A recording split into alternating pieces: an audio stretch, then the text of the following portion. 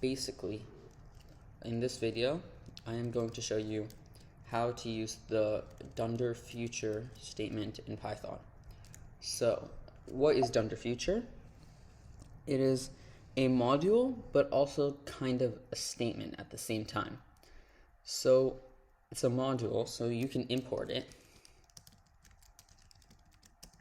So let's just import it as regular future, just to make it more friendly, I guess. And let's check out what's in here. So it can act like a regular module, like any other module. Okay, so you have a lot of other modules that I've covered in this series, and you could see that it has a bunch of these all caps stuff here. And let's see, co-future absolute import. So this refers to some addition in Python 3, which was able to be imported, which was able to be used in Python 2.5 with the future statement, which we'll get into later. And this is the serial number, I believe. Now, future also has a class called feature, and that's what all of these let's see, annotations, feature.annotations.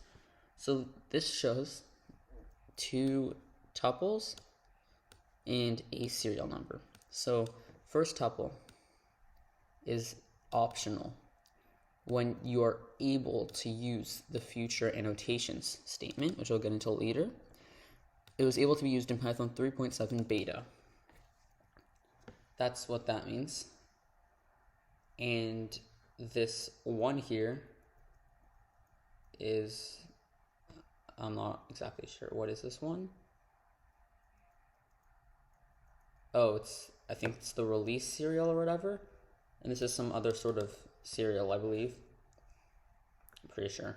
Something like that. So there's also a future.generator stop, which is the feature of stop iteration handling inside generators. There's the future.division, which handled division differently, and from Python 2 to Python 3, there was the future.print function.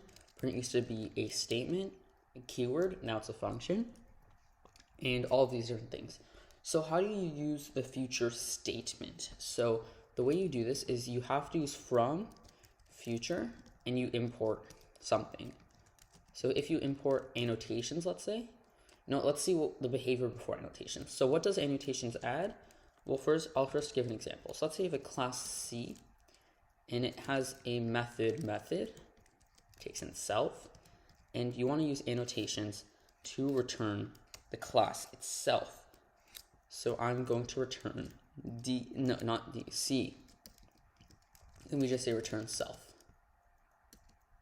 That's not going to work because the way compiling and whatever works is that the body of a class is always loaded even before runtime. At import time, the body of a class is loaded and the signature of the methods is compiled.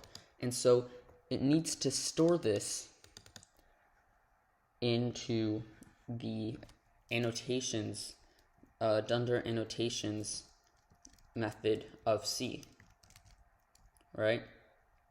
I don't think C exists right now, but the point is that it will store this in, and the way annotations work by default, and I'm in Python 3.10 right now, the way it works is that they are compiled at compile time, at import time, not at runtime. But because of this, you are not able to return it like this, but rather use a string, which is a little annoying. But if you're using this a lot, it might be a good idea to use the future annotation statement, or if you're trying to be backwards compatible, because I think this might become a thing in Python 3.11, or maybe later, I'm not exactly sure. But now let's make a class C again with a method that takes in self and returns C and returns self, and it works. And you can see that instead of being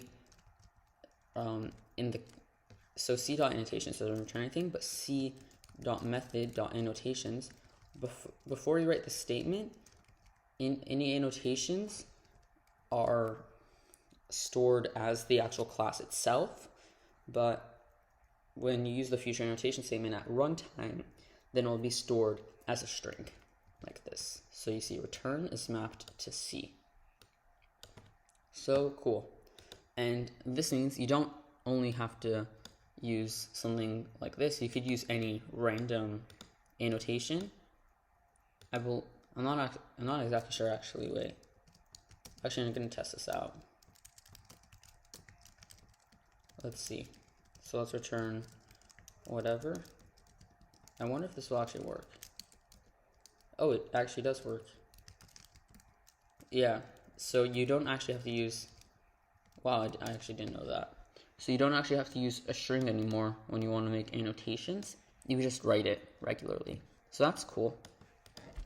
So there's one other future statement that hasn't become mandatory yet in Python 3.10, and it's this one. So that I'll show you soon. So let's say you want to say that 1 doesn't equal 2. You have to use this exclamation point equals operator in Python, which, I mean, looks a little off, right? I mean, why would you want to use that? It's such a weird operator. It would be so much better if you were able to use the diamond operator for not equals, but unfortunately that raises a syntax error.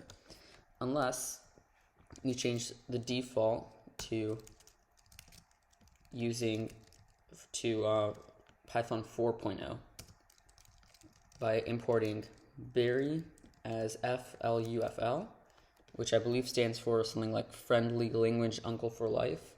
So Guido is known as the BDFL, the Benevolent Dictator for Life.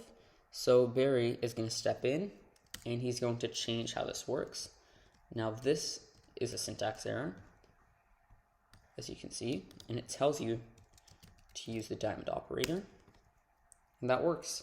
So that's really cool. And yeah, that's it for the future statement. Actually, there's one more thing I need to show you. So it's known in Python that when you define a function or whatever, you don't use curly braces, rather you use a colon and indentation like this, right? That's how it works. You can't do something like, it's not possible to do that, right? It expects a colon. But what if you were able to with a future statement? Let's see. From future, import braces. Do you think it's going to work? Let's see. I guess not.